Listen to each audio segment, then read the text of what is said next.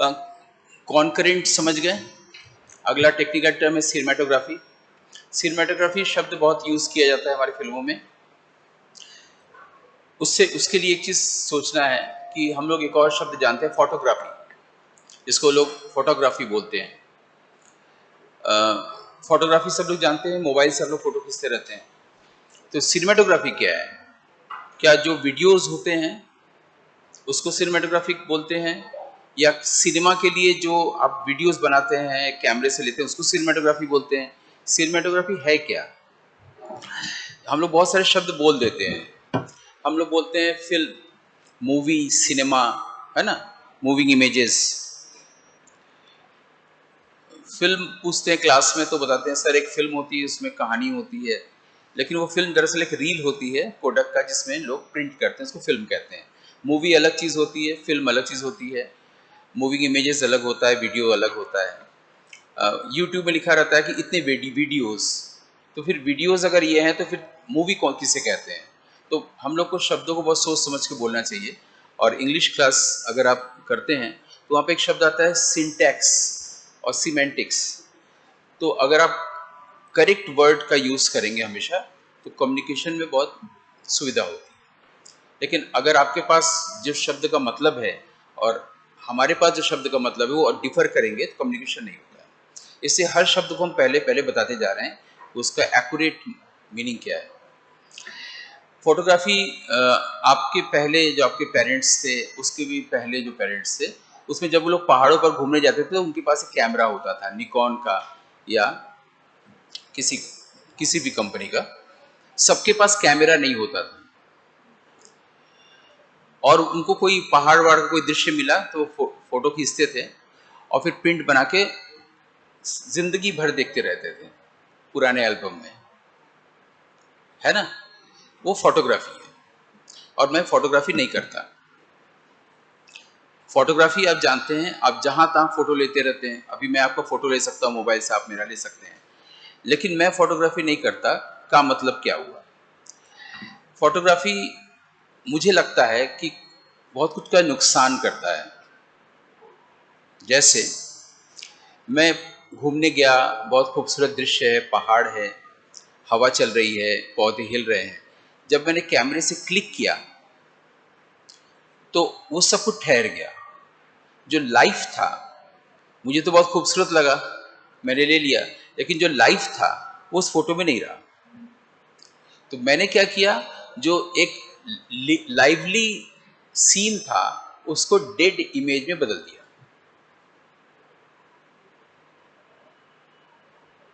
एक lively atmosphere था, lively एक मोमेंट था, उसको मैंने एक क्लिक से डेड इमेज में बदल दिया।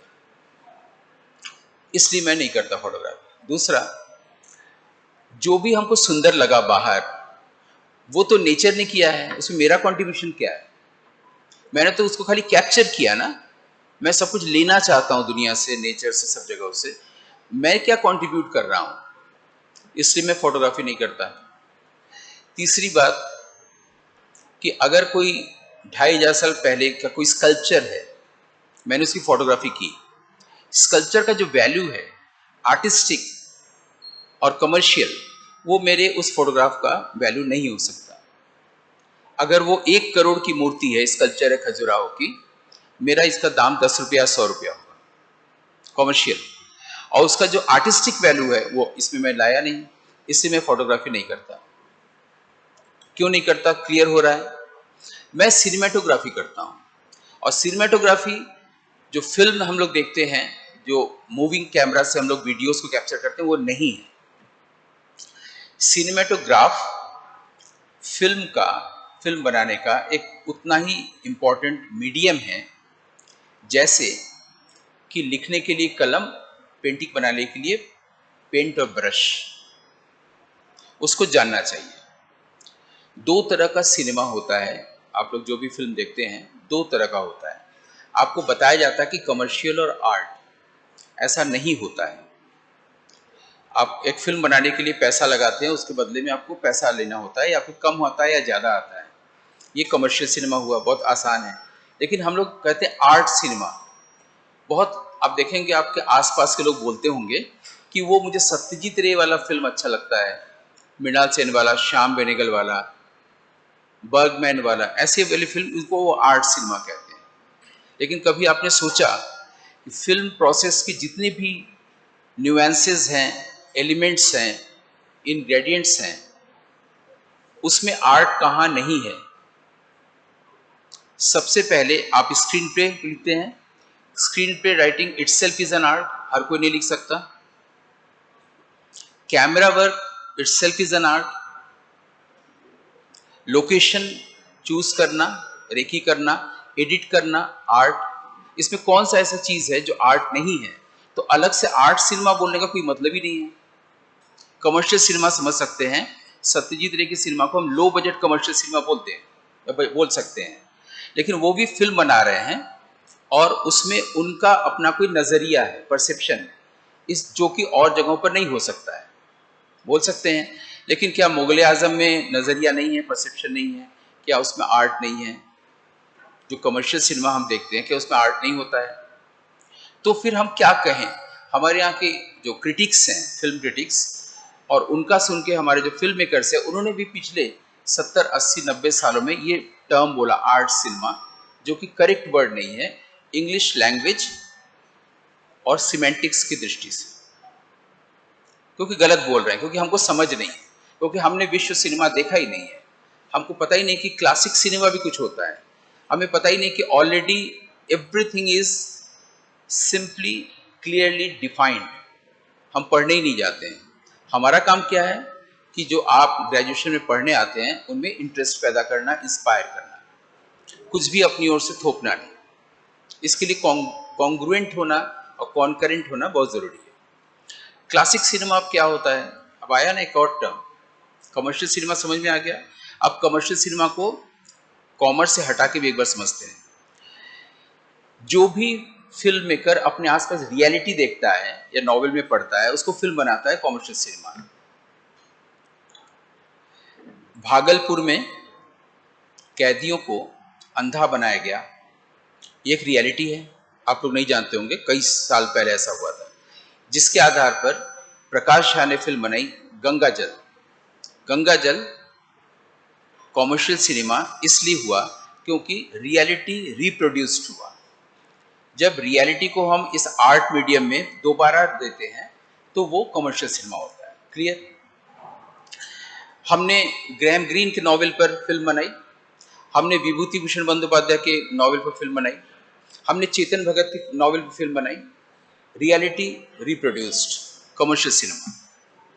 जब भी किसी भी रियलिटी को आप दोबारा दिखाते हैं इस आर्ट मीडियम में, तो वो कमर्शियल सिनेमा होता है। उसमें सिनेमाटोग्राफी का कोई यूज नहीं होता है। भले कैमरा वर्क अच्छा होता है, अच्छे लोकेशंस होते हैं, अच्छे एंगल्स होते हैं, वो सारे टेक्निकल टर्म्स होते हैं जो हम लोग किताबों में पढ़ सकते हैं सिनेमा के बारे में, जो फिल्म इंस्टीट्यूट में पढ़ाए जाते हैं, लेकिन वहाँ सिनेमाटोग्राफी का यूज नहीं होता है। सिनेमाटोग्राफी या सिनेमाटोग्राफ का यूज कौन करता है? जो दूसरे तरह का सिनेमा बनाने निकलता है। वो दूसरे तरह का सिनेमा क्या है? जब एक पोएट अपने भीतर की किसी बात को, बाहर की रियलिटी को नहीं, भीतर की बात को आपसे शेयर करने जाता है, तब वो सिनेमाटोग्राफी का यूज करता है। ऐसी फिल्म को क्लासिक सिनेमा कहते हैं। Commercial cinema clear, low budget classic low budget commercial cinema, जिसको आप आर्ट सिनेमा कहते हैं। दूसरी तरफ क्लासिक सिनेमा, क्लासिक सिनेमा में रियलिटी रिप्रोडक्शन नहीं होता है, भीतर का वर्ल्ड होता है जो अब तक बाहर नहीं आया है। भीतर का वर्ल्ड मतलब माइंड नहीं, क्योंकि माइंड जो है उसमें जो बाहर की दुनिया घटती है उसी का इंप्रेशन हमारे माइंड में रहता है या ब्रेन में रहता है, जो भी कहिए। माइंड, ब्रेन, ईगो, इंटेलेक्ट सब एक ही चीज है। तो उसका जो इंप्रेशन है, अगर हम उसी को दिखाएंगे तो वो भी तो रियलिटी रिप्रोडक्शन हुआ। लेकिन माइंड के अलावा हमको नेचर ने कुछ और दिया है, जिसको हम लोग कहते हैं हार्ट। हार्ट जो होता है पोइट्री में, लिटरेचर में, सिनेमा में, वो हमारा ये कार्डियोवैस्कुलर ऑर्गन नहीं होता है। हमारे यहाँ पर जो दिल धड़कता है, हार्ट, वो कार्डियोलॉजिकल ऑर्गन है। उसका प्रेम से, ईश्वर से, साहित्य से कोई लेना देना नहीं। उसका किससे लेना देना है? वो ब्लड को ऊपर से नीचे पहुंचा रहा है, बस उसका ही काम है। अगर वो बंद हो गया, सिर पर ब्लड नहीं पहुंचेगा और धीरे धीरे हमें हमारी बॉडी को डेड घोषित कर दिया जाएगा। अगर उसके पास दिल में उसके मोहब्बत होती, दिल के दिल में, तो वो ऐसा क्यों करता है? कार्डियक अरेस्ट क्यों होता?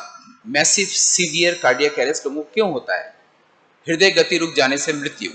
तो मृत्यु क्यों होता? हम लोग तो कहते हैं प्रेम अमर है, कहीं कुछ गलत बोलते हैं ना। हम लोग शब्दों को बिना सोचे प्रयोग करते आ रहे हैं, वो हमारी कंडीशनिंग हो गई है। हम लोग एक दिल का, इसी के शेप का दिल बनाते हैं, उसमें एक तीर लगा देते हैं। और वो अजीब है कि वो राज कपूर के फिल्मों से लेके सुलभ शौचालय तक में दिखता है। उसका कोई वैल्यू नहीं है, उसको कोई ग्रेस नहीं है, कहीं भी दिख सकता है। क्यों बनाते हैं? किसी ने कभी ठहर के पूछा कि ये तो कार्डियोवैस्कुलर ऑर्गन है हमारे भीतर का, उसमें धमनियां हैं, कार्डियोलॉजी का ऑर्गन है, इसका लव से क्या मतलब है? क्योंकि हम नहीं जानते हैं, क्योंकि हम इग्नोरेंट हैं, क्योंकि हम नहीं जानते कि एक्चुअल हार्ट भी कुछ होता है जहां पर प्रेम होता है, तो हमने इसको मान लिया क्योंकि इसको बचपन से पढ़ाया जाता है फिजियोलॉजी में, बायोलॉजी में, आदि आदि जगहों पर। लेकिन हार्ट भी होता है, और हार्ट के बारे में भी हमारे भारतीय ऋषि मुनियों ने बताया है। जहां जीवन होता है, जहां प्रेम होता है, जहां प्योर कॉन्शियसनेस या शिव या ईश्वर होता है, जहां पर बाहरी वर्ल्ड का इंप्रेशन नहीं होता है। माइंड और हार्ट में ये प्रॉब्लम है, ये फर्क है। Both are diametrically opposites.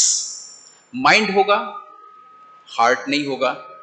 Heart में आप रहेंगे तो माइंड में नहीं जा पाएंगे। हम लोग बहुत आसानी से बोल देते हैं, आज मेरा मन नहीं कर रहा है जाने का कॉलेज, आज मेरा दिल नहीं कह रहा है खाना खाने का। अरे दिल, हार्ट या माइंड? सोच के बोलना चाहिए।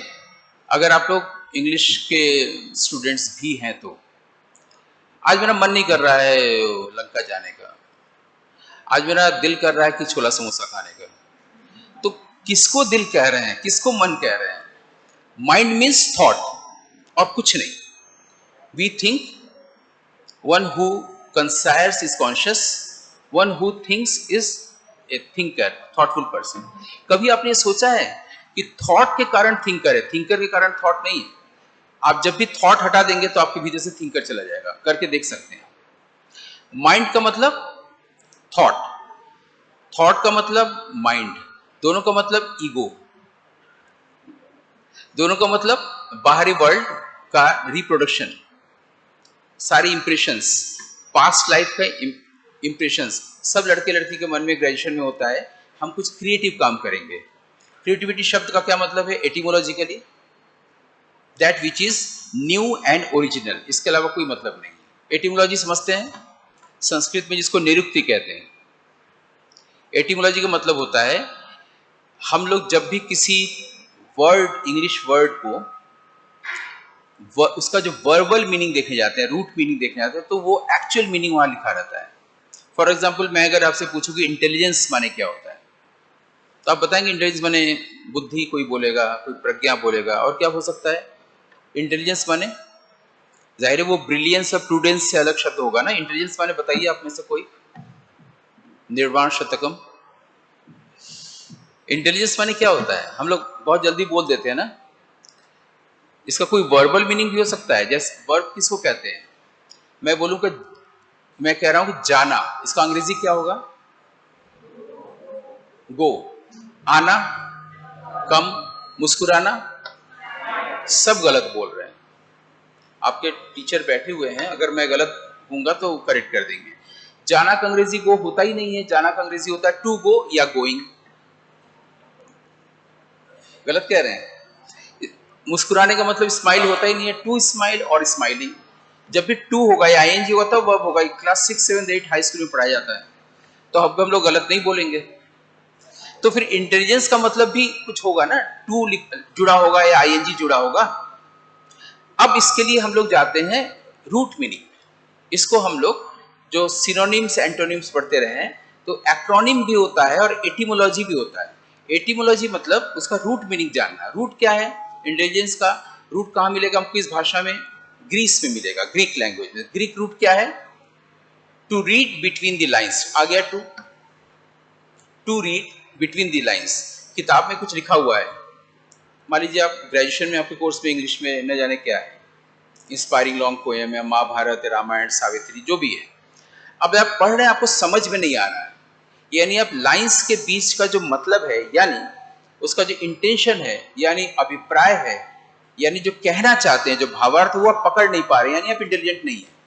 रूट मीनिंग से क्लियर हो गया कि हम उसका एक्चुअल मीनिंग समझते हैं रूट मीनिंग से, उसको एटिमोलॉजी बोलते हैं, संस्कृत में निरुक्ति बोलते हैं। हिंदी में भी है, हिंदी में कोई शब्द समझ में नहीं आ रहा है, रूट मीनिंग में जाइए, करेक्ट वर्ड लिखा होगा। जैसे हम लोग शिव, शंकर ये सब बोलते हैं, ये किसी आदमी का नाम नहीं है। दाढ़ी वाड़ी बढ़ा लिया, ऋषि मुनि कहलाया, और यहाँ पर चांद बना दिया, और धतुरा और क्या क्या, तो शिव हो गया, ऐसा नहीं होता। शिव का मतलब सिर्फ हमारा जो निरुक्तिगत मतलब है, इसका मतलब है सुंदर। हमसे कोई पूछता आप कैसे हैं, मैं बोलता हूँ मैं सुंदर हूँ। आप बोल सकते हैं कि यार तुम तो शिव दिख रहे हो। शिव का मतलब सुंदर। शंकर का मतलब बताया गया है, शम करोति इति शंकरम, जो हमारे आवेगों का शमन करता है वो शंकर है। इस तरह से गुणों के आधार पर ये शब्द गढ़े गए हैं, किसी का नाम नहीं है, वो संज्ञा नहीं है, नाउन नहीं है, वो जानना चाहिए। अब छोटी छोटी चीजें आपके सामने इसलिए रख दे रहे हैं कि अगर आपकी रुचि होगी तो आप आगे भी जानेंगे, नहीं रुचि होंगी तो वही वीटी में छोला समोसा, और क्या कर सकते हैं। लेकिन रुचि जगाना मेरा काम है। एक होता है विद्वान, विद्वान किसको कहते हैं, जिसके पास विद्या ज्ञान होता है। और एक दूसरा शब्द संस्कृत में है अनुचान। अनुचान का मतलब होता है जो उस ज्ञान को लोगों तक भेज भी देता है, कम्युनिकेट करता है। इसको शिक्षक कहते हैं, टीचर्स। टीचर का काम ये नहीं होता कि वो सिर्फ विद्वान रहे, उसके पास ज्ञान है, वो आपके अनुसार आपको समझा दे, तो वो शिक्षक। ठीक है, क्योंकि जैसे फीस रेसीट रखने से या आइडेंटिटी कार्ड रखने से कोई विद्यार्थी नहीं होता। टेक्निकली आप हो जाते हैं, मेरे पास फीस रसीद है, मेरे पास आइडेंटिटी कार्ड है, लेकिन विद्यार्थी इससे नहीं होता है। हम लोग एक शब्द बहुत सुनते हैं, पंच तत्व। कब सुनते हैं, जब कोई मर जाता है, उसका शरीर पंच तत्व में विलीन हो गया है। जब तक जीवित था तब तक उस 5 एलिमेंट्स पर क्यों नहीं बात करते हैं, है ना? क्यों नहीं बात करते भाई? बहुत आसान है। 5 तत्व आप जानते ही हैं, पानी है, आग है, और आप जानते होंगे शायद क्षितिज जल पावक गगन समीरा। तो पानी के बारे में तब क्यों बात नहीं करते जब हम लोग जिंदा होते हैं। पानी का जो नेचर होता है वो कैसा होता है, डाउनवर्ड होता है। आप घर में टुल्लू लगाएंगे तभी वो ऊपर जाएगा, अदरवाइज वो पानी कहीं से भी आएगा, ऊपर से नीचे ही आएगा।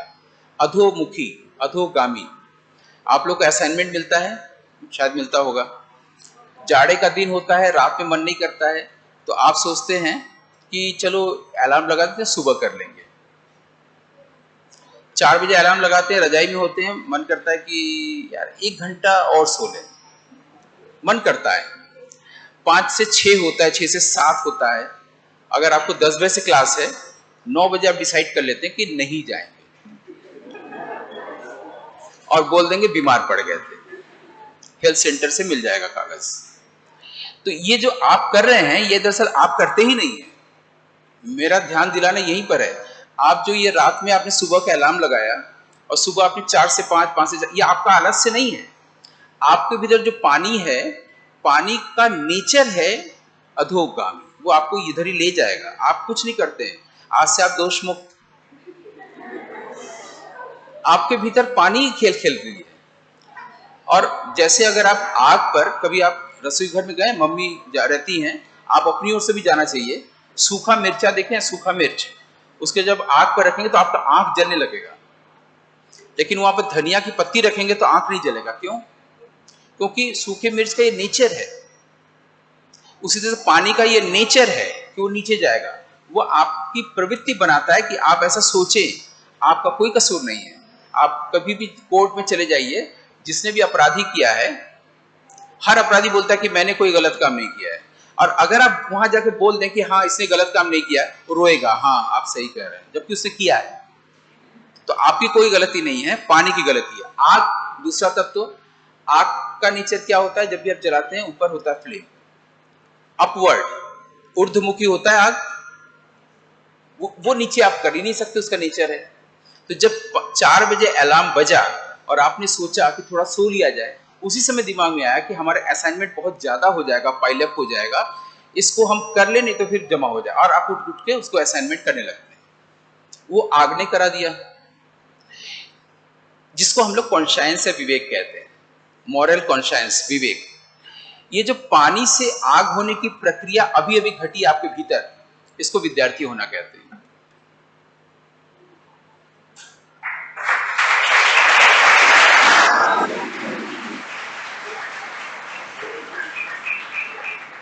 अदरवाइज आप फीस रसीद रखिए और आइडेंटिटी कार्ड रखिए, लाइब्रेरी में दिखाइए जा करके, या पुलिस मारे तो वहां दिखाइए मैं तो बीएचयू का विद्यार्थी हूँ। ऐसे टीचर का भी होता है, टीचर अगर बहुत जानता है तो वो टीचर नहीं है, अगर वो जानने को का इस्तेमाल ऐसे करता है कि आप तक वो बात आपके अनुसार पहुंचा दे। आपके अनुसार मतलब ये नहीं कि वो एंटरटेन ही करता रहे। आप देखिएगा कि कई मैडम आती हैं क्लास में पढ़ाने, साड़ी पहनना, कान की बाली लंबा होना, हाई हील होना, तो बहुत सारे बॉयज तो बाहर से नहीं बोलते हैं, गर्ल्स बोलने लगती हैं कि देखो देखो मैडम कान की बाली कितनी अच्छी, उनका हील कितना अच्छा लगता है, साड़ी कैसी है। अब क्या हुआ, अगर वो मैथमेटिक्स पढ़ाएंगी, डिफरेंशियल कैलकुलस पढ़ाएंगी, तो आपका ध्यान उनके साड़ी पर रहेगा। यानी एक टीचर का है ना, आपका ध्यान उस पर नहीं जाएगा। वो कृषि जगत के कार्यक्रम पढ़ा रहे होंगे और आपका ध्यान उनके कान की बालियों पर है। तो एक शिक्षक का भी, शिक्षक की का अपना कॉस्ट्यूम होना चाहिए कि आपका ध्यान बार बार उधर न जाए, वो जिस विषय को पढ़ा रहा है उस पर फोकस हो। तो खाली अपॉइंटमेंट होने से टीचर नहीं होता है। क्लियर हो गया? यानी अब सब सही, हमेशा सही शब्दों का प्रयोग करेंगे जब भी बात कर रहे होंगे। हम लोग बात कर रहे थे, जब भी आप रियलिटी को दोहराते हैं, जो कि ज्यादातर लोग करते हैं, वो कमर्शियल सिनेमा होता है। और जब अपनी बात कहते हैं, जो कि बाहर के वर्ल्ड पर डिपेंड नहीं करता है, वो क्लासिक सिनेमा होता है। और क्लासिक सिनेमा की एज हमारे वर्ल्ड सिनेमा की तुलना में कम है, और दुनिया में ऐसे लोग हुए हैं जो क्लासिक सिनेमा बनाए हैं और हमें दे गए हैं, और हमें उनको जानना चाहिए। फिल्में यूट्यूब में मौजूद हैं। ऐसे मैं कुछ फिल्म मेकर्स का नाम लेता हूँ। पहले मैं रखता हूँ इंगमर बर्गमैन। अगर आपका इंटरेस्ट हो तो उनकी फिल्म पर्सोना देखिए, यूट्यूब में मौजूद है। स्वीडन के थे इंगमर बर्गमैन। ये एक जॉनर है, उनके तरह के बहुत फिल्म मेकर्स हुए हैं। ऐसे लोग एक फिल्म बनाते हैं और पूरी दुनिया सैकड़ों साल तक उसको रिपीट करती रहती, चुराती रहती। एक फिल्म बना दिया, हो गया। चार्ली चैपलिन ने एक फिल्म बना दिया, गोल्ड रश, वो अक्षय कुमार हो, सारे लोग हैं, उसको दोहराते ही जा रहे हैं, दोहराते ही जा रहे हैं, क्योंकि उनको उसको बेचना है। उनको लगता है यहाँ के लोगों ने तो देखा नहीं होगा। ऐसे ही हैं दूसरे, रॉबर्ट ब्रेसॉन। सुन सकते हैं, आपका मन करेगा आप देखिएगा, नहीं मन करेगा नहीं देखिएगा। एक और फिल्म मेकर हैं आंद्रे तारकोस्की, ये रशियन थे, बहुत कम उम्र में गुजर गए। इन्होंने कुल मिला के 7 फिल्में ही बनाई है। उनकी फिल्मों को देखना चाहिए, तो आपको पता चलेगा अच्छा ऐसी फिल्म भी होती है जो रियलिटी रिप्रोडक्शन नहीं है, जो किसी नॉवेल पर नहीं बनाई गई है। उसके बाद आते हैं क्रिस्टोफ किस्लोस्की, जो पोलैंड के थे, पोलिश थे। उन्होंने फिर ऐसी फिल्म बनाई। उनकी 3 कलर्स, ब्लू, वाइट, रेड, या डबल लाइफ ऑफ वेरोनिक, या डेकालॉग, 10 फिल्में हैं। Short film about love, short film about killing देख सकते हैं। एक फिल्म बनी है मनीषा कोइराला को लेकर, जिसमें एक लड़का दूरबीन से देखता रहता है। अभी हाल में कुछ साल पहले बनी थी, मैं नाम नहीं जानता। उसमें मनीषा कोइराला अपने हस्बैंड के साथ रहती है, वो दूरबीन से सब देखता रहता है, कैसे वो ड्रेस चेंज करती है, क्या करती है, जो कुछ भी होता है। ये पूरा शॉर्ट फिल्म अबाउट लव का रीमेक है क्रिस्टोफ किस्लोस्की का। तो क्लासिक फिल्म मेकर जो होते हैं वो एक फिल्म बनाते हैं, पूरा विश्व नहीं, पूरा भारत उसको सिर्फ चुराता रहता है। तो आपको परफेक्शन की ओर जाना चाहिए, क्लासिक सिनेमा देखना चाहिए। क्लासिक सिनेमा में सिनेमाटोग्राफी का यूज होता है सिर्फ और सिर्फ क्लासिक सिनेमा में, सत्यजीत रे के सिनेमा में भी नहीं। सत्यजीत रे का नाम सुने हैं आप? बर्गमैन की एक फिल्म हम बताते हैं, उनका नाम है सेवेंथ सील। 57 में उन्होंने 2 फिल्म बनाई थी, वाइल्ड स्ट्रॉबेरीज और सेवन सील। ये दोनों फिल्मों से बर्गमैन का नाम हुआ था विश्व में। 48 से फिल्म बना रहे थे, 44 से। क्यों अच्छी लगी उसमें? सेवन सील में एक सीन है जिसमें जो गोस्ट होते हैं, भूत, उनका एक डांस दिखाया गया है। और डांस कैसे दिखाया गया है? दूर दिखाया गया है, लॉन्ग शॉट में, और वो सिल्यूट में दिखाया गया है। सिल्यूट समझते हैं? मेरे सामने अगर रोशनी है तो मैं देखा जाऊंगा, और मेरे पीछे अगर रोशनी है तो वो काला काली सी आकृति बनेगी, उसको सिल्यूट कहते हैं। हम लोग बचपन में सिल्यूट और कर्नल के स्पेलिंग पूछते थे आपस में दोस्तों से, तो थोड़ा टेढ़ा मेढ़ा है इसलिए। सिल्यूट का मतलब होता है एक रोशनी जो आपके सामने है, आप दिखेंगे, एक रोशनी जो आपके पीछे है तो आप ब्लैक दिखेंगे, एक रोशनी जो आपके भीतर है उसका व्हाइट शैडो बनता है। थोड़ा कठिन हो सकता है आपके लिए समझना। एक रोशनी हमारे भीतर भी होती है जिसका भी शैडो बनता है, जो व्हाइट होता है और नहीं दिखता है। 3 तरह से रोशनी अपना काम करती है। तो बर्गमैन के 7th सील में एक सीन है, बहुत पीछे दूर बहुत सारे ब्लैक आकृति में लोग डांस कर रहे हैं, उसका डांस ऑफ डेथ। सत्यजीत रे की फिल्म है गोपी गाइन बागा बाइन, माने गोपी जो गाता था, बाघा जो बजाता था, ठीक है। उसमें एक सीन है, वही सेम सीन उतनी दूरी पर उसी सिल्यूट में, dance of death, dance of ghost. Satyajit रे को बर्गमैन से चुराने की जरूरत क्यों पड़ी? वो तो बड़े फिल्म मेकर हैं, ऑस्कर हैं, भारत रत्न मिला है, क्यों पड़ी? क्योंकि उन्होंने फोटोग्राफी का यूज किया है और बर्गमैन ने सिनेमेटोग्राफी का यूज किया। मैंने जब एक स्टिल फोटो दिखाया जिसमें सनफ्लावर है और वो ब्लर्ड है, जो कि हर कोई स्तूप की फोटो को प्रोमिनेंटली दिखाना चाहेगा, मैंने नहीं दिखाया। जब मुझे कोई ऐसी बात कहनी है जिससे पहले नहीं की गई है, क्रिएटिव, न्यू एंड ओरिजिनल, तो सिनेमेटोग्राफी होगा। वो स्टिल फोटोग्राफी नहीं है, सिनेमेटोग्राफी है। क्योंकि मैं ये कहना चाहता हूँ, बुद्ध के जो अस्थियां हैं, बुद्ध के जो रिलिक्स हैं, वो आज फ्रेश फ्लावर में ट्रांसफॉर्म कर गए। हो ही सकता है, लॉजिकल नहीं लग सकता लेकिन पोएटिक लग सकता है।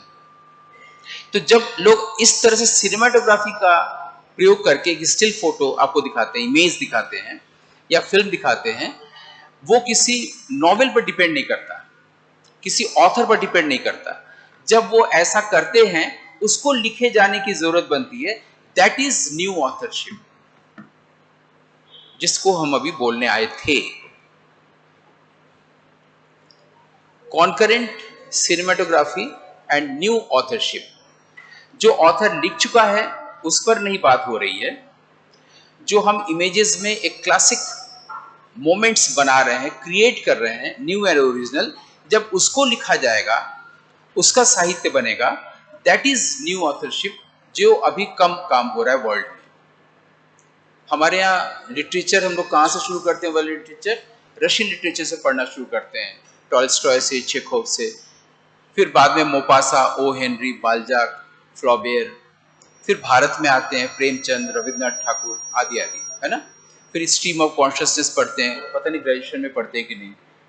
जेम्स जॉयस पढ़ते हैं, वर्जीनिया उल्फ पढ़ते हैं, सिमोन द बोवा पढ़ते हैं। ये हो चुका है, आप नया कैसे रचेंगे? आप कोई भी कहानी ऐसा कैसे लिखेंगे या कोई कविता ऐसी कैसे लिखेंगे जो पहली बार लिखी जा रही है? आप कहेंगे मेरी एकदम ओरिजिनल कविता है, मेरी ओरिजिनल कहानी है। तो जो भी आप लिखने जा रहे हो तो माइंड से लिखने जा रहे हैं ना। माइंड का मतलब थॉट। तो आपका जो एक्शन है, writing, that action is the response of your thought. गलत बोल रहे हैं तो आप बताइएगा, लॉजिकल नहीं है तो। And what is thought? Response of memory. Our action is the response of thought, thought is the response of memory. Memory नहीं होगा तो आप सोच ही नहीं पाएंगे। मेमोरी क्या है? What is memory? Bank of old impressions through millennia from time immemorial। सदियों से जो इंप्रेशंस ब्रेन के पास है, ब्रेन आपका ब्रेन नहीं है, वो एक पर्टिकुलर ब्रेन है जो इवॉल्व हुआ है कई हजार सालों में, जिसमें वो सारी इंप्रेशंस हैं, आपको नहीं पता। इसलिए आप कभी कभी यूं ही उदास हो जाते हैं, कोई कारण नहीं है, मन नहीं कर रहा है, दिल नहीं कर रहा है कुछ खाने का, हो जाता है, सब लड़के लड़कियों को होता है। वो सोचते हैं उनको डिप्रेशन आ रहा है, फ्रस्ट्रेशन आ रहा है, नहीं आ रहा है, फिर रॉन्ग सिंटैक्स, गलत। वो जो इंप्रेशंस पड़े हुए हैं, कभी किसी की उदासी का, कभी किसी के दुख का, वो आपके पास आया, वो काम कर रहा है। तो आपका जो मेमोरी है उसमें सारे इंप्रेशंस थ्रू पास्ट रखा हुआ है, उससे थॉट आ रहा है, फिर उससे एक्शन आ रहा है। तो आप जो भी क्रिएट कर रहे हैं वो नया और ओरिजिनल कैसे हुआ? You are repeating this old reality reproduction कर रहे हैं आप। Memory, thought, action, experience, rememorization, यही हम लोग की जिंदगी है। Memory, thought, action, experience, rememorize, फिर जो बैंक में चला गया और इंप्रेशन बन गया। So all we are caught in the network of thought. This is mind. जब तक माइंड है आप क्रिएट कर ही नहीं सकते हैं, आप ऑथर बन ही नहीं सकते। तो कैसे बन सकते हैं? मैंने कहा हार्ट। स्वामी विवेकानंद क्या करते थे, जिस विषय पर बात चली ना उसको काल्पनिक धागे से उंगली में मोड़ के रखते थे, भटक न जाए। तो मुझे पता है कि मुझे क्या करना है, मुझे हार्ट की बात करनी है, जो कि कार्डियोलॉजिकल ऑर्गन नहीं है, ये क्लियर कर दिए। फिर वो हार्ट कहाँ होता है हमारे भीतर? अगर हार्ट नहीं होता हम लोग फिर क्रिएट नहीं कर सकते हैं, और अगर होता है तो उसका यूज कैसे करें हम लोग? लिखने पढ़ने में।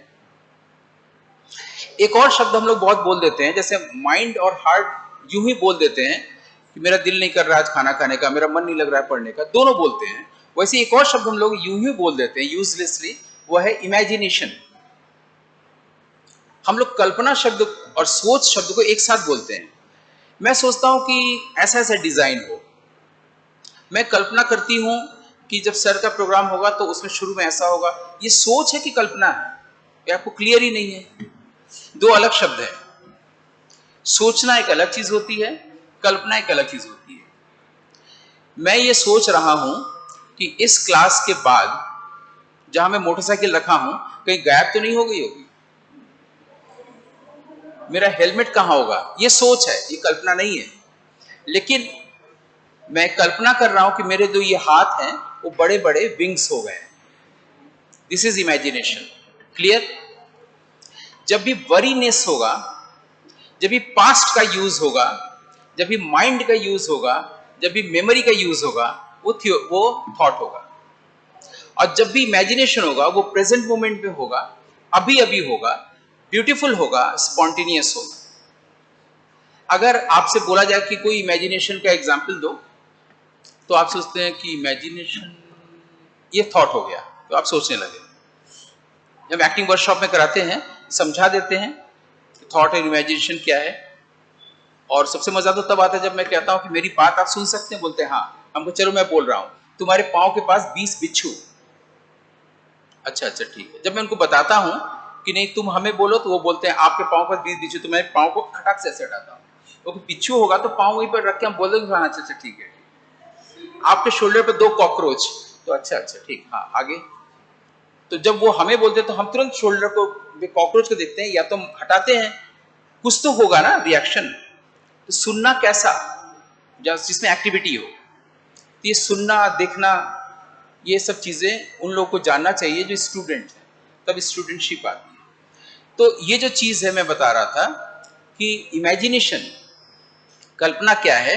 कल्पना हमेशा स्पॉन्टेनियस होगा।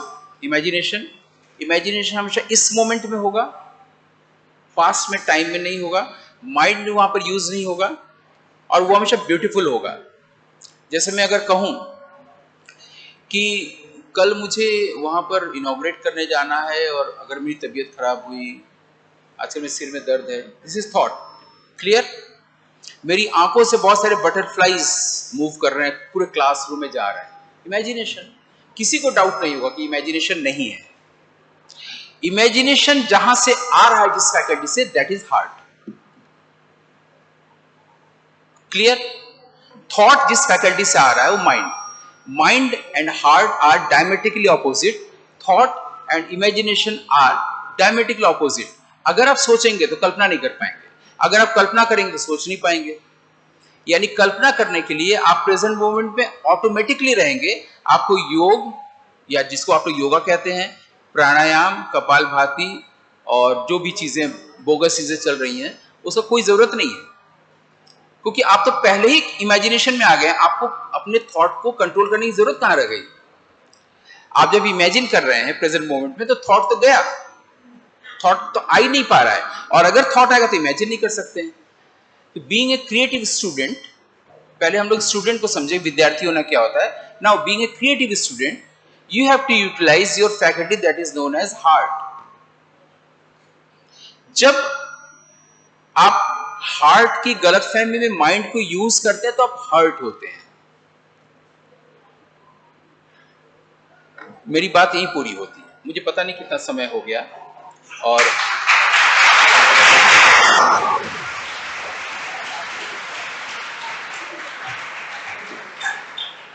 आप लोग से मिलकर खुशी हुई। कॉन्करेंट सिनेमेटोग्राफी बोले ना, और तीसरी क्या, मैं भूल गया, न्यू ऑथरशिप। ये क्लियर हुआ?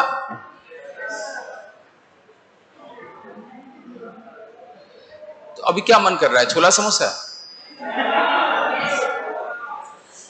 तो कुल मिला के कहने का मतलब ये कि अगर हम अपनी बात को 50 वर्ड्स या 100 वर्ड्स में नहीं लिख सकते हैं तो 5000 वर्ड्स में भी नहीं लिख सकते, क्योंकि आपको मन करेगा ठीक से नहीं हुआ, थोड़ा और लिखें, थोड़ा और लिखें। तो अगर मैं अपनी बात में 10 मिनट में नहीं कह सकता तो 10 घंटे में भी नहीं कह सकता। तो जो मुझे कहना है आप तक पहुंच गया। आप अब अगर देख सके कि फोटोग्राफी सिनेमेटोग्राफी में क्या फर्क है। अगर आप कोई बात कह रहे हैं अपनी किसी इमेज में, दैट इज सिनेमेटोग्राफी। तार्कोस्की ने कहा, किस्लॉस्की ने कहा, बर्गमैन ने कहा, ब्रेसॉ ने कहा, इनकी फिल्में आप देखिए, ये एक एक जॉनर है। ठीक है, ये क्लियर हो गया। इसके बाद मैंने कहा कि सिनेमेटोग्राफिक मूड, अगर आपकी फिल्म वगैरह में रुचि है देखने और बनाने में, तो आप जा सकते हैं। जहाँ पर माइंड का यूज होगा वो फोटोग्राफी होगी, जहाँ पर हार्ट का यूज होगा तो सिनेमेटोग्राफी होगी। ये बात भी क्लियर हो गया। जहाँ पर माइंड का यूज होगा फोटोग्राफी होगी। माइंड का काम क्या है? हमेशा डुअलिटी में जीना।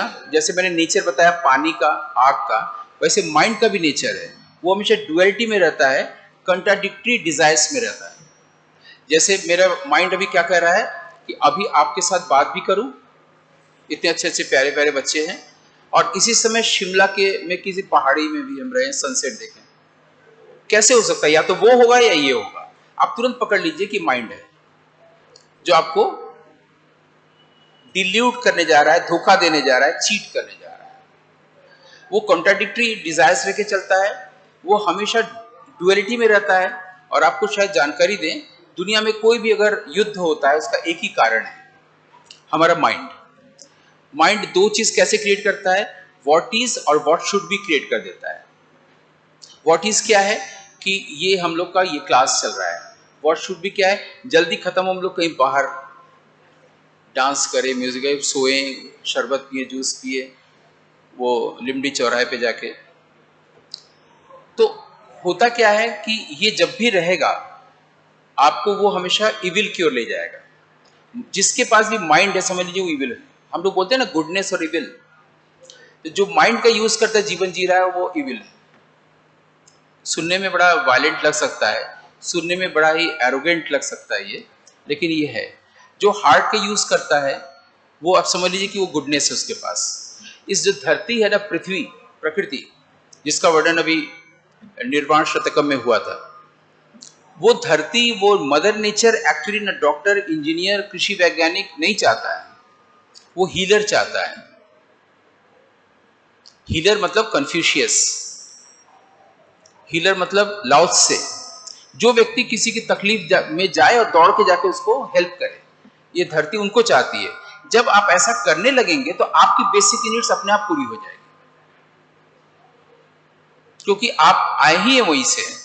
हमारे भारत के बाहर आपको पढ़ाया गया होगा कि हम लोग का जो इवोल्यूशन हुआ है, जिसके लिए डार्विन का नाम आता है, कि सबसे पहले समुद्र था, 3/4 पानी, उसमें से कवक बने, शैवाल मिले, फिर उससे जो है वनस्पतियां बनी, फिर उससे एक कोशिकीय प्राणी बना, फिर बहुकोशिकीय प्राणी बना, है ना।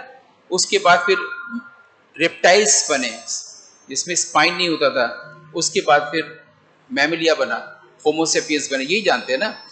भारत में कोई थ्योरी ऑफ क्रिएटिव क्रिएशन है नहीं। हमारे देश में तो कोई डार्विन हुआ होगा, हमारे यहाँ भी हम लोग जानना नहीं चाहते हैं, टीचर्स आपको उस तरफ नहीं ले जाना चाहते हैं। और वो ये सबसे पहले हमारे यहाँ 5 स्टेजेस बताए गए हैं। यहाँ तो इतने स्टेजेस बताए ना, समुद्र, फिर कवक, फिर वनस्पति। हमारे यहाँ 5 शीट्स बताए गए हैं, 5 स्टेजेस बताए गए इवोल्यूशन को, उसको जानना चाहिए। सबसे पहला जो शीट, उसका हिंदी में नाम है कोश, संस्कृत में पहला है अन्नमय कोश। अन्नमय कोश माने पूरी दुनिया में सबसे पहले ये जमीन, धरती, किसी ने खेती नहीं की, अपने आप अन्न हुआ।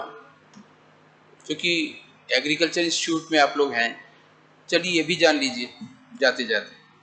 पूरी पृथ्वी में सबसे पहले, पूरी पृथ्वी में अन्न आया, अन्नमय कोश कहा गया है। तैत्तरीय उपनिषद में लिखा हुआ है, गौतम चैटर्जी को हटा के डायरेक्ट पढ़िए, मेरा इंटरप्रिटेशन नहीं है वो, दिस इज फैक्ट। इस जब अन्न आया तो फिर क्या आया उसके बाद, नेक्स्ट स्टेज प्राणमय कोश। अन्न आया फिर प्राण आया। कैसे आया? उसमें केचुआ और अलग अलग तरह के प्राण आए, लाइफ आया। आप लोग बचपन में हम लोग खेलते थे, आप लोग भी शायद जानते होंगे, घास पर एक पत्थर रख दीजिए, कुछ देर बाद पत्थर हटाएंगे तो उसमें केचुआ और कुछ इंसेक्ट्स पाए जाएंगे। कभी आपने सोचा है कि जब पत्थर को घास पर रख दिया और पत्थर जब हटाया, घास मर चुकी थी, वहां की नमी मर चुकी थी, सूरज की रोशनी नहीं पहुंची थी, प्रोसेस ऑफ क्लोरोफिल नहीं हुआ, तो वहां से लाइफ कहां से आया? सोचना चाहिए। हम लोग बचपन में खेलते थे, मैंने सोचा कि जिस मिट्टी पर घास है, नमी है, उस पर एक भारी सा पत्थर रख दिया और 6 महीने बाद जब गए हटाया तो मिट्टी हट चुकी थी, घास मर चुकी थी, सूरज की रोशनी नहीं पहुंची थी, लेकिन एक केचुआ है और कुछ इंसेक्ट्स है। कहां से आया? प्रूफ हुआ। अन्नमय कोश, फिर प्राणमय कोश। प्राणमय कोश के बाद आता है मनोमय कोश, मन बनता है जीव का, इस तरह से हम लोग का मन बना। मनोमय कोश के बाद बताया गया है विज्ञानमय कोश, ब्रेन, इंटेलेक्ट आया। और विज्ञानमय कोश के बाद बताया गया आनंदमय कोश, फिर हम लोग आनंद में रहते हैं। लेकिन हमारे यहाँ जो थ्योरी ऑफ क्रिएशन बताया गया है, उससे दो संकेत मिलते हैं। पहला तो फैक्ट है ये, पहले अन्न, फिर प्राण, फिर मन, फिर विज्ञान, ब्रेन, और फिर आनंद। दूसरा ये कि आप अन्न से आए हैं, अन्न में फिर से मत मिल जाइए, आनंद की खोज करिए, आनंद में जाइए और रूप से अरूप की ओर जाइए, प्योर कॉन्शियसनेस की ओर जाइए। आप माइंड नहीं है, बॉडी नहीं है, आप कॉन्शियसनेस। आप जब उसको नहीं तलाशते हैं, फिर मर जाते हैं, फिर आप अन्न में चले जाते हैं, फिर पृथ्वी में या तो आपको बरियल होता है या आपको जला दिया जाता है। आप जहां से आए थे वहीं पहुंच गए। तो कितनी बड़ी बेवकूफ़ी हमारी। इसको हम लोग अगर 20 साल की उम्र में, 22 साल की उम्र में समझ जाए कि हम लोग पंचतत्व में विलीन होने नहीं आए हैं, हम लोग को एक लाइफ मिला है। आज जिस स्टेज में हम लोग ग्रेजुएशन कर रहे हैं, वहाँ से पूरे लाइफ में हम अन्न से आए हैं, एग्रीकल्चर इंस्टीट्यूट में पढ़ रहे हैं, आनंद की ओर जा रहे हैं, टुवर्ड्स आनंदमय कोश। तो आपका पूरा चीज चेंज हो जाएगा, पूरा प्रोसेसिंग। और कैसे चेंज होगा? आप माइंड जिससे डेथ होता है, आप एक डेथलेस फॉर्म की ओर चलने लगेंगे, जो हार्ट से होता है, जिसके लिए जो आपको हेल्प कर रहा है आपका लिटरेचर, आपकी क्रिएटिविटी, आपकी मौलिकता, आपका इनोसेंस, आपका ओरिजिनलिटी, आपकी सिनेमेटोग्राफी। तो सिनेमेटोग्राफी का मतलब सिर्फ सिनेमा से जुड़ा मामला नहीं है। आप हार्ट की ओर जब जाते हैं तो आप heart knows no decay and death, and our life is subject to birth, grow, decay and death. सबका जीवन आप देखिए, our life is subject to birth, grow, decay and death. तो आप मरना चाहते हैं या जीना चाहते हैं? अगर आप जीना चाहते हैं, शिफ्ट कर जाइए माइंड से हार्ट की ओर, अमर, अमृत। उसके लिए इलाहाबाद में कुंभ स्नान करने से भी अमृत नहीं मिलेगा और गंगा में नहाने से भी मोक्ष नहीं मिलेगा। नॉलेज होगा, विजडम होगा, तो आप मृत से अमृत की यात्रा कर सकते हैं, रूप से अरूप की यात्रा कर सकते हैं। ये भाषा बहुत बड़े लोगों के लिए है, अभी इस समय के लिए नहीं है, मतलब हम जैसे बच्चों के लिए नहीं है जो छोला समोसा खाते हैं। तो मुझे लगता है कि भारतीय विद्या वाङ्मय में अंत नहीं होता है, विराम और विश्राम होता है। तो आप लोग की इजाजत से मैं यही विराम लेता हूँ। Thank you.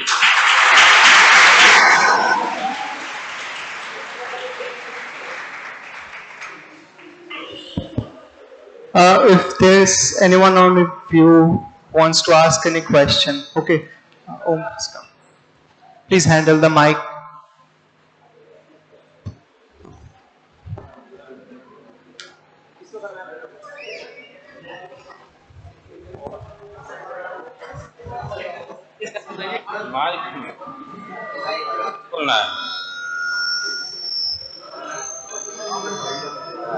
Good evening.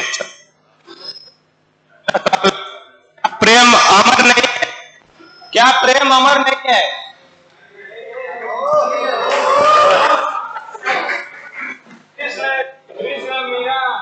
मैंने तो अभी गोपिया इसका उत्तर दिया कि जब आप हार्ट में हैं, कार्डियोलॉजिकल ऑर्गन में नहीं, हार्ट में, जो मैंने प्रूफ किया इमेजिनेशन आदि आदि, वहां पर प्रेम अमर है। जब आप माइंड में है तो वहां पर प्रेम मृत्युशील है। प्रेम को मरना होगा, सेपरेट होना पड़ेगा। आप जिससे प्यार करते हैं उससे दुख होगा, प्रेम की मृत्यु है। अभी अभी तो समझाया, ये समझ में पहले आ गया है। यहाँ पर आपको बता दें कि क्यों दुनिया में जब कोई प्यार करता है तो उसको सेपरेट होना पड़ता है। आपने देखा है, सिर्फ कहानियों में नहीं होता है, लेकिन रियलिटी जो है वहां पर होता है। इसको कभी आपने सोचा है? आपने ऑब्जर्व किया है? दुनिया में, पूरी दुनिया में एक लड़का लड़की जब प्रेम करते हैं तो वो फेसबुक में आया था ब्रेकअप, तो क्यों वो कंटिन्यू नहीं करता? और अगर कंटिन्यू करता दिखता है तो वहां पर एडजस्टमेंट दिखता है, और वहां पर कोई आदमी सबमिट करता दिखता है, सरेंडर करता है, एक डोमिनेट करता है, और ऐसे किसी तरह से खींचता है या सेपरेट हो जाते हैं, डाइवोर्स हो जाता है। होता है दुनिया में। क्यों होता है? एक तो माइंड इन्वॉल्व हुआ। आपको थोड़ी सी पता होनी चाहिए, हमारे भारतवर्ष में एक ग्रंथ है रामायण, सुने हैं? रामायण लिखने की जरूरत कैसे हुई वाल्मीकि को पता है? कोई आइडिया? उस समय एक चिड़िया होती थी, जैसे आजकल हम लोग बहुत तरह की चिड़ियों के नाम जानते हैं। एक चिड़िया होती थी क्रॉन्च। Kraunch male female. पहले के जमाने में ऋषि मुनि या लेखक क्या होता था, ऑथर क्या करता था, वो दोपहर में खाना खाने से पहले नहा के आता था, फिर खाना खाने बैठता था। सामने एक जलाशय होता था। पूरा भारतवर्ष तो ऐसा ही था, सड़कें वगैरह तो थी नहीं। तो वाल्मीकि खाना खाने से पहले सामने सरोवर में, आप बैठ जाइए, सामने वो जलाशय में स्नान करने गए। जा ही रहे थे, देखा कि एक पेड़ पे एक मेल बर्ड और एक फीमेल बर्ड, दे आर पॉपुलेटिंग। वो मैथुन रथ थे, पूर्व मेल और फीमेल। तो उनको वो दृश्य अच्छा लगा, वो देखने लगे। जब वो देखने लगे और ये दृश्य चल रहा था, एक तीर आया, आके मेल को लगा, और चूंकि उसमें तीर में जहर था, वो मेल चिड़िया तुरंत वहां पर गिर गया और मर गया, तड़प के मर गया जमीन पर। उसके उस तड़प को देख करके और सेपरेशन को देख के जो फीमेल चिड़िया थी उसको दुख हुआ, उसने भी अपना नीचे गिर गई, वो भी बहुत छटपटा के तड़प के मर गई। पहला तो जहर से मरा और फिर फीमेल। हालांकि मैं कहता हूं पता नहीं इमोशन होता है कि नहीं फीमेल्स में, मैं उसको बदल भी देता हूं एक बार। फीमेल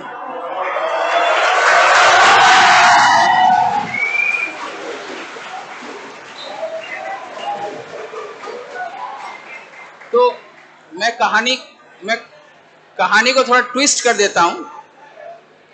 कहानी को ट्विस्ट कर देता हूं कि फीमेल को लगा और मेल ने तकलीफ में, वियोग में जान दे दी। ठीक है? अच्छा, अब क्या हुआ उसके बाद वाली देखिए, और इंटरेस्टिंग है। वाल्मीकि को ये देख के दुख हुआ, फिर गुस्सा आया। गुस्सा जब आया तो उन्होंने शाप दे दिया, क्योंकि जिसने चलाया वो इंसान होगा, है ना। उनको बहुत खराब लगा, दुख हुआ, गुस्सा आया, उन्होंने शाप दे दिया कि सहनी होगी ये पीड़ा। इस धरती पर जब भी ह्यूमन बीइंग प्रेम करेंगे तो सेंस ऑफ सेपरेशन, डिस्टेंस, दुख की इस पीड़ा को सहनी हो। ये उनके मुंह से निकल गया, और तब से लेकर आज तक ऐसा होता चला आ रहा है। लेकिन इस बात को बताने, अच्छा उनको क्लिक किया, अरे वाह तो बहुत अच्छा आइडिया है, तो खुश हो गए, तुरंत गए, खूब जल्दी जल्दी नहाया, उस दिन साबुन भी नहीं लगाया होगा, खटाखट आया, खाना खाया, और खाना खा के लिखने बैठ गया रामायण। और पूरे रामायण में उन्होंने राम और सीता को अलग दिखाया। आइडिया उनको वहां से मिला था, रियलिटी रिप्रोडक्शन नहीं है ये, उनके भीतर से आइडिया आया कि सेपरेट दिखाएं मेल फीमेल को, और उसको रामायण में हम लोग पढ़ते हैं। उत्तर रामचरितमानस लिखा भवभूति में, उसमें इस जो मैंने कहानी सुनाया उसको उन्होंने लिखा है भवभूति ने। हम ये प्रमाण के लिए भी दे दे रहे हैं तथ्य, और मां निषाद करके वो पूरा एक श्लोक है। तो इस वजह से हम लोग को शाप मुक्त होकर के जीना पड़ता है। जब भी प्रेम कर, अगर आप जान जाएंगे तो प्रेम ही नहीं करेंगे पहली बात, लेकिन प्रेम करना चूंकि हमारे स्वभाव में है, तो उसके लिए मैंने बहुत अच्छा एक सिनेमेटोग्राफिक आइडिया दिया कि अगर आप माइंड को लेकर के जाएंगे, अगर दर्शक और दृश्य में अंतर होगा, फोटोग्राफी होगा, अगर दर्शक और दृश्य में अंतर नहीं होगा तो सिनेमेटोग्राफी होगा। अगर माइंड के थ्रू प्रेम करने जाएंगे तो आपको ये वियोग की पीड़ा सहनी होगी, और अगर आप हार्ट के थ्रू जाएंगे तो आपका प्रेम अमर है।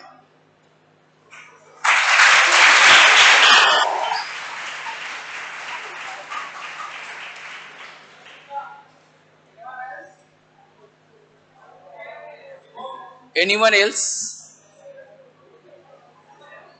कहानी कैसी लगी रामायण वाली? जानना चाहिए जी। अभिषेक जी। प्रणाम सर।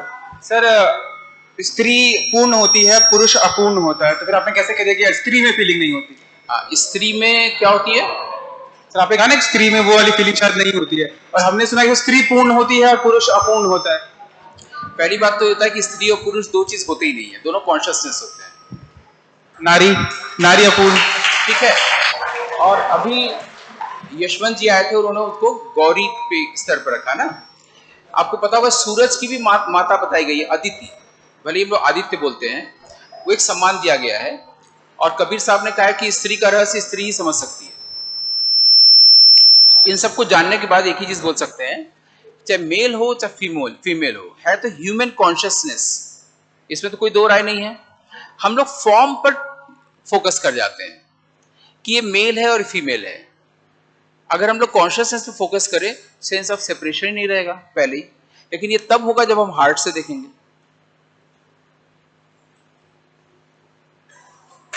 फिर देख लेते हैं स्त्री अपूर्ण नहीं है। हार्ट से देखने पर स्त्री अपूर्ण नहीं है। हार्ट से देखने पर स्त्री पुरुष का भेद कहां रह गया? तब तो अभेद दृष्टि आ गई ना।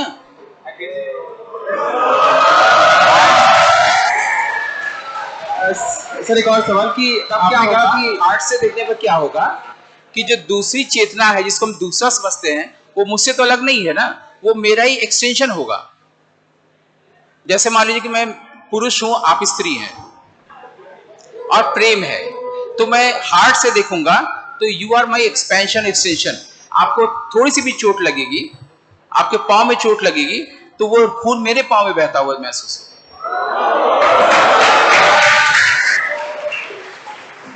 रुक्मिणी का नाम सुने हैं? बैठ जाइए। रुक्मिणी कृष्ण की पत्नी थी। उनको एक ही बात की तकलीफ थी कि कृष्ण राधा को इतना महत्व क्यों देते हैं, प्रेम क्यों करते हैं। तो एक दिन देखा कि कृष्ण के पांव में छाले पड़ गए हैं। रुक्मिणी बोला, अरे कहीं आग में पैर रख दिए थे क्या, छाले कैसे पड़ गए? बोला, देखो जाके राधा ने जरूर कोई गर्म खीर पी होगी।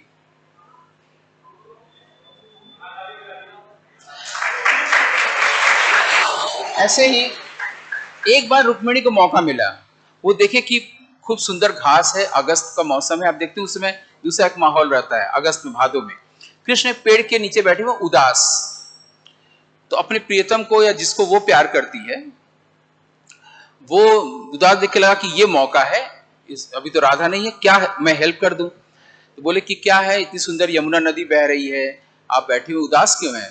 बोले मेरा भी बांसुरी बजाने का मन कर रहा है। तो बोले बजाइए। बोला कि क्या करें, बांसुरी उस पार छूट गई है। बोला कोई बात नहीं, अभी ला देते हैं। वो जाती है और जाके बोलती है, अरे नाव तो, नाव वाला कहाँ गया, एक भी दिख नहीं रहा है, अभी तो यहीं था। देख रहा नाव है, नाव वाला नहीं है। अब वो वेट करने लगी कि कोई नाव वाला आएगा, तुरंत जाए, बहुत अच्छा मौका है, बांसुरी ला के दे तो हम कम से कम कृष्ण को ऑब्लाइज कर, देखो मैं भी तुम्हारे लिए कितना डिवोटेड हूं। अब वो 5 मिनट से 10 मिनट, आधा घंटा, 1 घंटा हो गया, तब तो दूर से राधा आती दिखी। आके बोली, क्या हुआ बहन, तुम क्या क्यों परेशान हो? बोला क्या बताएं, कन्हैया ने बांसुरी बजाने की इच्छा की है, बांसुरी उस पार रखी है, तो मैं, कोई मल्लाई नहीं है, नाविक नहीं, मैं जाऊं कैसे? तो राधा ने कहा कि अच्छा कन्हैया ने चाहा है तो फिर क्या करना है। वो कन्हैया बैठे हुए हैं, ऐसे ऐसे ऐसे ऐसे चली गई और बांसुरी लेकर बोल के रुक्मिणी को दे दी, ये लो। नदी के ऊपर से चली गई, बांसुरी उठाई के कन्हैया को देखती रही और आके रुक्मिणी को दे दी, ये लो। जब नदी भी उन्हीं का है, सब कुछ उन्हीं का है, तो इतना सोचना क्या, डरना क्या, माइंड क्यों यूज कर रही हो?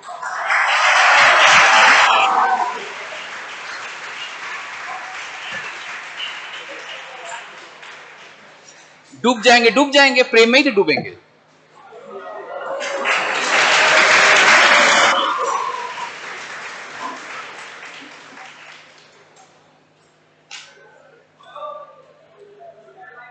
Thanks a lot, sir. It was a wonderful session. We tried to learn so many things from you. It was a lovely session by our honorable guest, Dr. Gautam Chatterjee. Sir, I have one question. May I ask? Sir, आपने बताया दो तरीके के cinema थे, commercial और हमारा classical. तो gangs of Wasseypur जो हमारी मूवी है वो किसके अंडर लाई करेगी? कमर्शियल। तो लेकिन सर इसको क्लासिक कल्ट क्यों कहा जाता है? ये क्लासिक कल्ट मूवी है। आप कुछ भी कहिए ना, कहने में क्या जाता है? अच्छा, मतलब मेरा ये कहना है कि आप एक जो नाम लगा रहे हैं क्रांतिकारी, इसका मतलब है कि आप भगत सिंह, बिस्मिल इन लोगों को जानते नहीं है। आप किसी भी फिल्म को क्रांति कह रहे हैं, आप जितने भी अशोक कुमार को लेकर उस वक्त बिमल रॉय की फिल्में हैं जिसको क्रांतिकारी कहा गया, उसके बारे में हमारे पास नॉलेज नहीं है, तभी ना गैंग्स ऑफ वासेपुर को क्रांतिकारी कह रहे हैं। तो वही सिंटैक्स की मैंने पहले ही बात कही थी, हर शब्द का मतलब समझ के तब यूज करना। Thank you sir for clearing my doubt. और now for concluding this event, just 1 minute. I have one request to you. Just tell them how they should proceed to see films. That's my request. I mean, any instruction that you want. Proceed to See films. How they want to see films. How they can see films. How they can watch films. कैसे अच्छा, movies films, देखना है. हाँ हाँ, मैंने बताया कि इस समय YouTube सबके पास है, और जो आजकल की जो और वेब सीरीज चली है उसमें आपको नेटफ्लिक्स की जगह पर मूवी देखना चाहिए, MUBI। उसमें वर्ल्ड की अच्छी फिल्मों को एक जगह इकट्ठा किया गया है, पूरे विश्व के। तो YouTube या मूवी में आपको जो फिल्मों को मैंने नाम लिया वो आप देख सकते हैं। किसी भी फिल्म से शुरुआत कर सकते हैं। भारतीय फिल्म से अगर शुरुआत करना चाहते हैं तो मैं आपको हिंदी में बिमल रॉय की फिल्म बता सकते हैं, या और लोगों की फिल्म भी देख सकते हैं। आप बांग्ला की फिल्में जो आप अंग्रेजी में देख सकते हैं, तमिल तेलुगु की फिल्में देख सकते हैं, अदुर्ग गोपाल कृष्ण की फिल्में देख सकते हैं। असल में क्या होता है, जब कोई मुझसे पूछता है मैं कौन सी किताब पढ़ूं, तो मैं कहता हूं कि मैं नहीं बताऊंगा, क्योंकि मेरा चॉइस होगा। तुम किताब की दुकान में जाओ, किताबों पर हाथ फेरो या देखो, जो किताब तुम्हें चाहिए वो किताब तुम्हें खुद बुला लेगी। तुम्हें लगेगा कि इसका लाल कवर बहुत अच्छा लग रहा है, तुमको समझ में नहीं आएगा, ले आओगे, बाद में लगेगा तुम्हारे लिए जरूरी थी। वैसे ही आप फिल्मों की दुनिया में जाइए, जो जो मैंने नाम बताया, बर्गमैन की, तारकोस्की की, स्लॉस्की की, और उस वक्त आपको खुद लग जाएगा कि ये आपके लायक फिल्म है। आप दूसरा सजेशन देगा तो दूसरा हमेशा अपने लेवल से देगा, है ना? तो आप फिर फिल्मों की दुनिया में जाइए, फिल्मों को खाली वो करिए, सर्फिंग करिए। लेकिन कमर्शियल सिनेमा की ओर जाएंगे तो आप भटक जाएंगे, क्लासिक सिनेमा की ओर जाएंगे तो आप एलिवेट कर जाएंगे। हाँ, बताइए।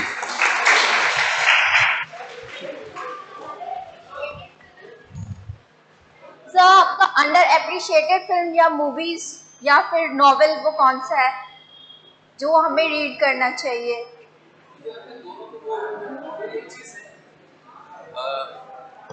आप कह रहे हैं कि नॉवेल और फिल्म में से क्या अप्रिशिएट करना चाहिए? अंडर एप्रिशिएटेड, जो कि अभी तक अच्छा, under appreciated classic cinema. Classic cinema अभी तक एप्रिसिएशन उसको ठीक से जनरल मासेस में नहीं मिला है, क्लासिक्स को मिला है। ऐसे कबीर का जो वो है अपसाइड डाउन लैंग्वेज या ट्वाइलाइट लैंग्वेज, उसको कोई जानता ही नहीं है। दुनिया में बहुत कुछ अच्छी चीजें हम लोग अभी उसके बारे में जानते ही नहीं है। तो मुझे लगता है कि परफेक्शन से शुरू करिए, और जिसको दूसरे लोग अप्रिशिएट करते हैं आप मत जाइए। आप खुद अपने लाइट से एक पर्टिकुलर नॉवेल को पढ़िए, एक पर्टिकुलर फिल्म को देखिए। हाँ, कोई आपका बड़ा है तो उसकी बात सुन लीजिए। अगर बड़ा बोल रहा है कि वर्ल्ड लिटरेचर आपको पढ़ना है तो रशियन लिटरेचर से शुरू करिए, तो आप भी रशियन लिटरेचर शुरू करिए। देखिए वो क्यों कह रहा है, क्यों सजेस्ट कर रहा है। फिल्म देखना हो तो आप इंगमर बर्गमैन की फिल्म से शुरू करिए। मैंने कहा आप लोग पर्सोना देखिए, क्राइज एंड विस्पर्स देखिए, ऑटम सोनाटा देखिए, सेवन सील देखिए, वाइल्ड स्ट्रॉबेरीज देखिए। तो ये 5-6 हमने नाम लिए ना, कोई एक देखिए, ठीक है?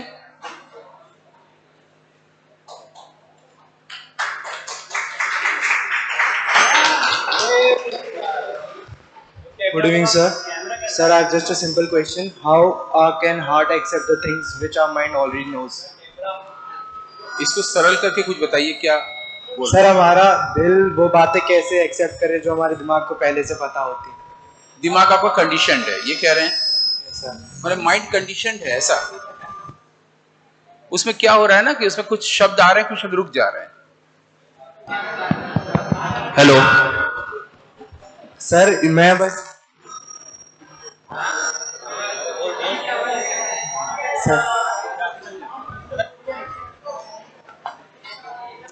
आप यहाँ आ जाइए। हाँ हाँ, अब सीधे हमसे बोलिए। हाँ पता होती है। हाँ नहीं, कुछ बातें होती है जो हमारे दिमाग को पहले से पता होती हैं। ठीक, सवाल क्या है?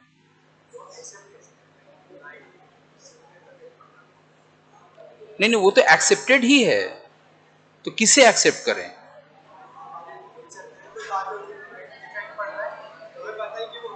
हाँ,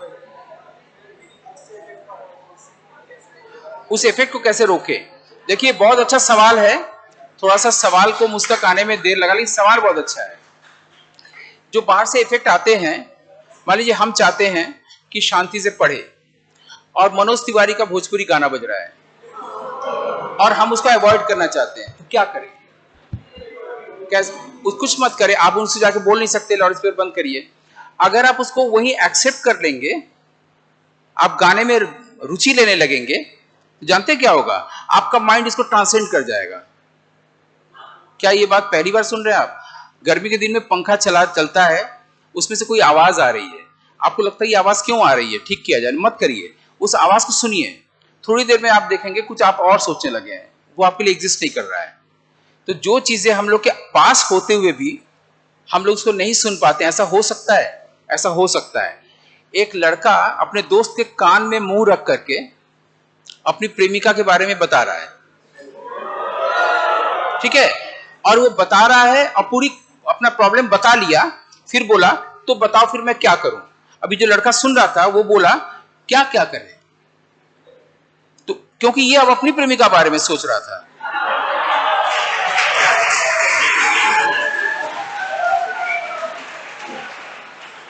यानी कि वो बोल रहा है, कान के पास का मुंह फिर भी नहीं सुन पा रहा है, इसके माइंड कुछ और है।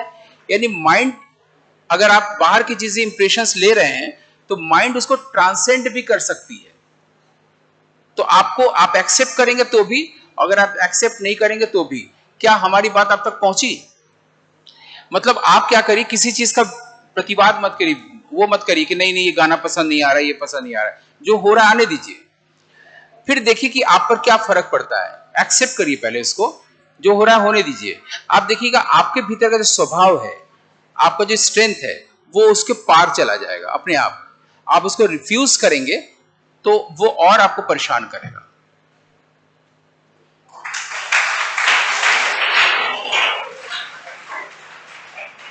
Thank you, sir, for clearing our all doubts. Now, for concluding this event, I would request Abhishek sir and Janvi Singh for driving us into the melodious realm.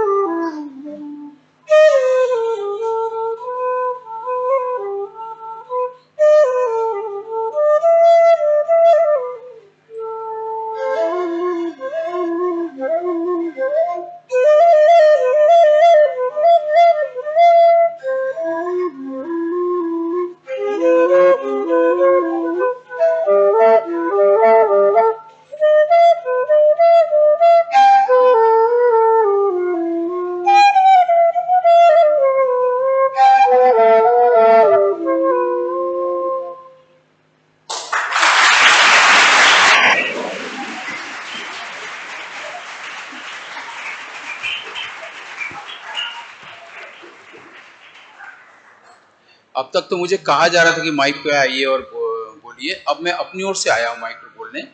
बहुत अच्छा है।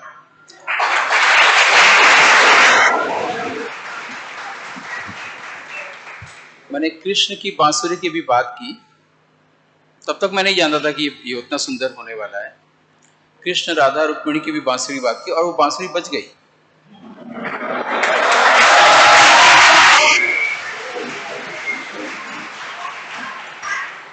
कृष्ण और राधा साथ साथ। अब आप ये देखिए कि कबीर साहब थे, कबीर साहब की एक लाइन है कि मैं कुछ नहीं कहता। कबीर साहब का नाम सुनेंगे, हाई स्कूल में आप लोग पढ़े होंगे, कबीर सूर तुलसी। तो उसमें कबीर ये कहते हैं, लाइन बहुत इंपॉर्टेंट है, ये मेरा फाइनल लाइन है, सुन लीजिए। मैं कृष्ण की बांसुरी, कबीर साहब कहते हैं, मैं कृष्ण की बांसुरी, वो फूंक भरते हैं और आप सुनते हैं, कहते हैं कबीर कह रहा। मतलब मैं बांसुरी हूं, कृष्ण फूंक भर रहे हैं, आप सुन रहे हैं और आपको लग रहा है कि गौतम कह रहा है। ये कितनी हाईएस्ट, एक हायर लेवल से कही हुई बात है। उसी हायर लेवल पर मैं इस फ्लूट के कंसर्ट को लेते हुए प्रणाम करता हूं, नमन करता हूं।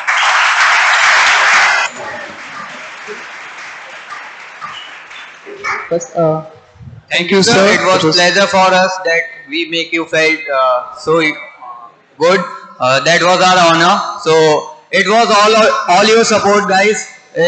This event is possible just because of you. So one clap for all of you guys.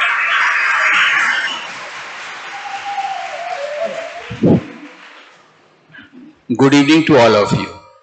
Now it has become really a very good evening with Tirthendu and its entire class whole team. Thank you so much.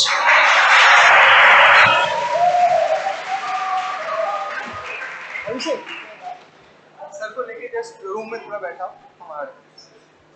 You may please. Okay, so that will be the end of today's session.